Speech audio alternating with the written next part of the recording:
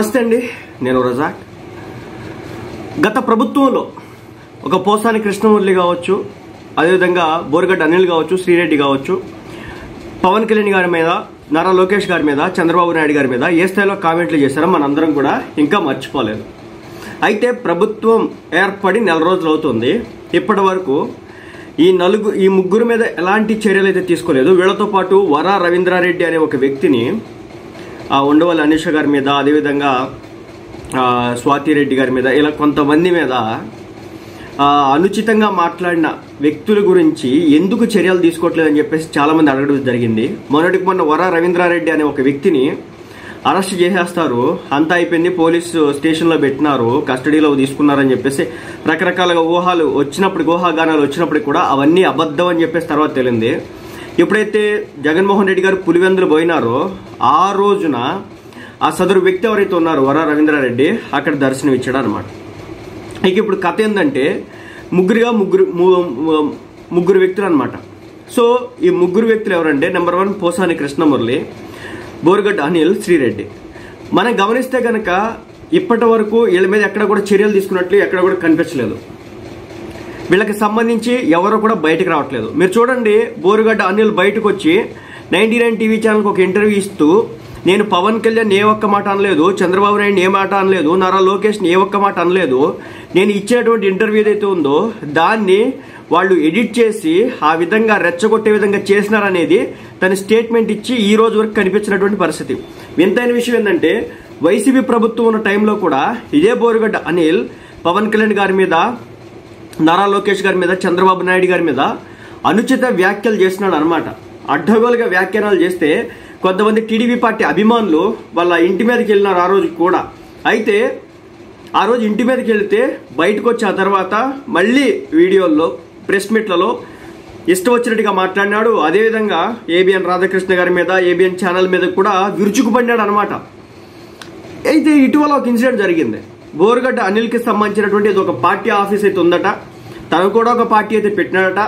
ఆ party office ఏదైతే ఉందో దాన్ని తగలబెట్టినారు గుర్తు తెలియనటువంటి వ్యక్తులు. మరి ఆ గుర్తు తెలియనటువంటి వ్యక్తుల గురించి అయినా బయటకు వచ్చి, ఓహో వీళ్ళు తగలబెట్టారు. ఇప్పుడు ఎవరు పడితే వాళ్ళు తగలబెట్టరు కదా. ఎవరైతే ఆగ్రహావేశాలను కలిగించినాడో, అవమానించినాడో అటువైపు నుంచే ఉంటుందన్నమాట. శత్రువులు ఊరికే పుట్టుకురారు కదా.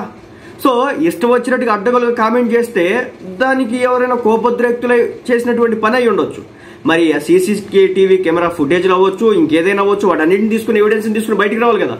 ఇప్పటి వరకు హిమ్ అనకుండా ఉన్నటువంటి పరిస్థితి. ఒక మాట లేదు, ఒక పాట లేదు, ఒక అదిరింపు లేదు, ఒక బెదిరింపు లేదు, ఏవి లేవన్నమాట. సైలెంట్ గా స్తబ్దుగా అయిపోయినటువంటి పరిస్థితి. ఇక నెంబర్ 2 పోసాని కృష్ణమురళి.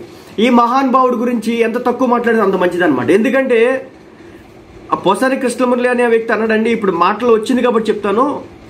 పవన్ కళ్యాణ్ గారి ఇటీవల పుట్టినటువంటి బిడ్డ, ఒక ఆడబిడ్డ అనుకుంటా, మరి సరే, పవన్ కళ్యాణ్ గారి 3వ భార్యకు పుట్టినటువంటి బిడ్డ ఎవరైతే ఉన్నారో, ఒక ఆడపిల్ల, పవన్ కళ్యాణ్ గారి ఆడపిల్ల గురించి పోసాని కృష్ణమురళి ఏమన్నాడంటే, నీకంటూ ఒక పసిబిడ్డ పుట్టింది ఆడపిల్ల, ఎలా పెరుగుతుందో నేను చూస్తాను, నా కాళ్ళ ఎదుటే పెరుగుతుంది, చూస్తాను, నువ్వు నాశనం అయిపోతావు పవన్ కళ్యాణ్ అని చెప్పేసి ఆ ఇంట్లో పుట్టిన ఆడబిడ్డతో సహా అందరి గురించి శాపరార్థాలు పెట్టినటువంటి వ్యక్తి.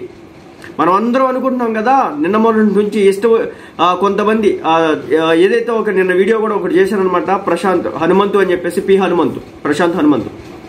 సో అతను మాట్లాడిన వల్గర్ భాష ఏదైతే ఉందో అలాంటి అంతకు మించిన భాష పోసాని కృష్ణమురళి ఆల్రెడీ మాట్లాడేసినాడు పవన్ కళ్యాణ్ గారి మీద. సో ఇప్పటి వరకు ఆయన మాట్లాడినటువంటి వీడియో మీద ఎక్కడ కూడా చర్యలు అయితే తీసుకోలేదు. అదేవిధంగా వ్యక్తిగత దూషణ పర్వాలు చేసినటువంటి వ్యక్తి పోసాని కృష్ణమురళి. గత 5 సంవత్సరాల పాటు ఇలాంటి దుర్మార్గమైన మాటల దాడి చేసినప్పటికీ కూడా ఏ ఒక్క అధికారి కూడా చర్యలు తీసుకోలేదు. మనం చూడండి, యూట్యూబ్లో బ్రాడ్కాస్ట్ చేసేటటువంటి ఛానల్స్ ఏవైతే ఉన్నాయో, సదరు వ్యక్తులు ఎవరైతే ఉన్నారో వాళ్ళకి సంబంధించి సాయిధరం తేజ్ గారు స్పందించగానే తెలంగాణకు సంబంధించినటువంటి బట్టి విక్రమార్క గారు కావచ్చు, రేవంత్ రెడ్డి గారు కావచ్చు, తెలంగాణ పోలీస్ డిపార్ట్మెంట్ స్పందించింది, అదేవిధంగా ఏపీ డిపార్ట్మెంట్ స్పందించింది.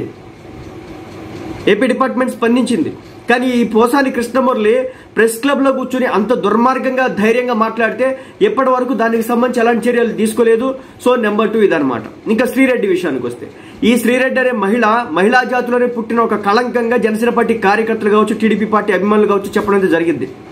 ఎందుకంటే వాళ్ళు ఎప్పుడు కూడా చెప్పుకోలేదు ఈమె మా పార్టీకి సంబంధించినటువంటి కార్యకర్తనో లేకపోతే మా పార్టీకి సంబంధించినటువంటి స్పోక్స్ పర్సన్ అని ఎప్పుడు కూడా ఎక్కడ కూడా చెప్పుకోవాలి. ఈ బోరుగడ్డ అనిల్ గురించి కావచ్చు, అదేవిధంగా శ్రీరెడ్డి గురించి కావచ్చు.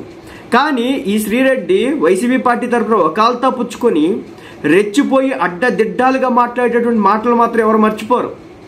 చిరంజీవి గారి గురించి, పవన్ కళ్యాణ్ గారి గురించి, పవన్ కళ్యాణ్ గారి వ్యక్తిగత జీవితం గురించి, నారా లోకేష్ గారి గురించి, చంద్రబాబు నాయుడు గారి గురించి, టీడీపీ పార్టీ నాయకుల గురించి, చివరాఖరికి రఘురామకృష్ణంరాజు గారిని కూడా వదిలిపెట్టలేదండి. వదిలిపెట్టకుండా అడ్డగోలుగా ఇష్టం వచ్చినట్లుగా నోటికి ఎంత వస్తే అంత తూలి మాట్లాడుతున్న మహిళ ఎవరైనా ఉన్నారంటే ఈ శ్రీరెడ్డి మాత్రమే. ఇప్పటి వరకు ఈ మహిళపై కూడా ఎలాంటి చర్యలు అయితే తీసుకోలేదు. అధికారం వచ్చి 4 రోజులైంది.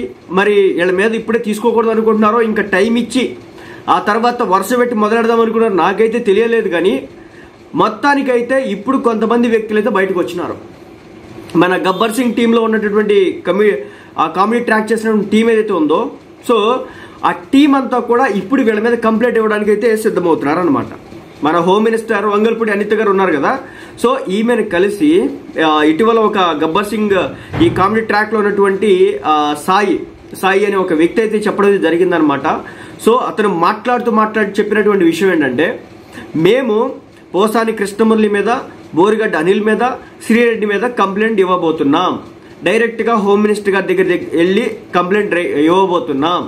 వీళ్ళు మాట్లాడినటువంటి మాటలన్నీ కూడా, వీళ్ళు చేసినటువంటి చేష్టలన్నిటి కూడా, వాటికి సంబంధించినటువంటి వీడియోస్ అన్నిటినీ కూడా మేము గ్యాదర్ చేస్తున్నాం.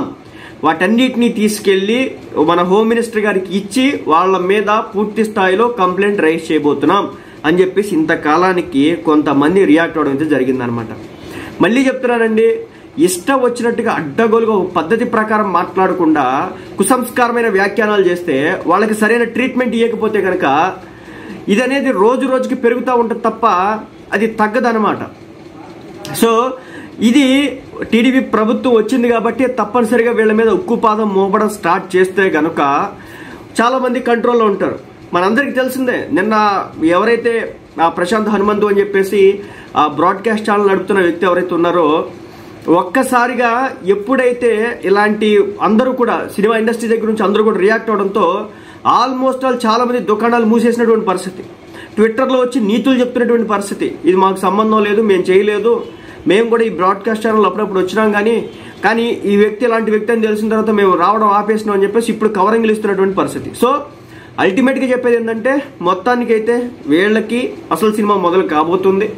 మరి ముఖ్యంగా శృతి మించి రాగానం పడి మాట్లాడినటువంటి మా నాయకులకు కావచ్చు, అదేవిధంగా సోషల్ మీడియాలో పనిచేసినటువంటి కార్యకర్తలకు కావచ్చు, అదేవిధంగా ఈ అన్అఫీషియల్లో వైసీపీ పార్టీకి సంబంధించినటువంటి స్పోక్స్ పర్సన్స్ ఎవరైతే ఉన్నారో, శ్రీరెడ్డి కావచ్చు, మన బోరుగడ్డ అనిల్ కావచ్చు, వీళ్ళందరికీ కూడా సరైన ట్రీట్మెంట్ ఇచ్చే విధంగా ముందుకెళ్లబోతున్నట్లు జబర్దస్త్ మన గబ్బర్ సింగ్ గ్యాంగ్ అయితే చెప్పడం అయితే జరుగుతుంది. మరి చూడాలి దీని మీద కంప్లీట్ గా యాక్షన్ తీసుకుంటారా లేదనేది. ఎందుకంటే గత 5 సంవత్సరాలుగా టీడీపీ పార్టీ అభిమానులు కావచ్చు, జనసేన పార్టీ కార్యకర్తల అభిమానులు కావచ్చు ఎదురు చూడడం అయితే జరుగుతుంది. వీళ్ళని పక్కాగా ఫిక్స్ చేస్తే మళ్ళీ బయటకు రాకూడదని. మరి చూడాలి ఏం చేయబోతున్నారు.